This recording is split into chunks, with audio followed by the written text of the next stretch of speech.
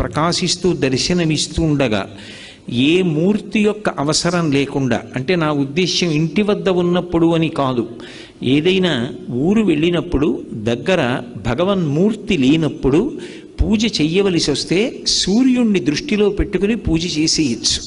ఆ పూజ పరిపూర్ణమైపోతుంది. అంత గొప్ప శక్తి ఒక్క సూర్యోపాసన విషయంలో సూర్యనారాయణమూర్తి యొక్క దర్శనం చేత సూర్య ఆరాధనగా, మూర్తి లేకుండా ఆరాధనని శాస్త్రం అంగీకరించింది.